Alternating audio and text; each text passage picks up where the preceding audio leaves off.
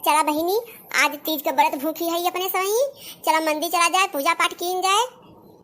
हे दीदी, एक ठीक गौनइये गायला। हमारे भोले बाबा को मना ले जिसका दिल चाहे। हमारे भोले बाबा को मना ले जिसका दिल चाहे। हमारे भोले बाबा को मना ले जिसका दिल चाहे। बताओ जब भैया बहनी लोगो, आज के तीज के व्रत भूखा है, जे भूखा है सब बताया। हम चलते पूजा करे, तोरों सब चलत जा। जब चले कोई हमका बताए दे, फोन कर दे जाए, फोन सब साथे साथे चला जाए आज पूजा करे। जी हम ये कहा थी कि दक्षिणा तो बलौबे ना की न्यू। अब वे जब बाड़ी में सुनी है तब उनके गुस्सा लागे, गुस्सा ही ना अपने सबके ऊपर ना। आज गुस्सा है भतार काटी के, गुस्सा हमार काव कैली है वे।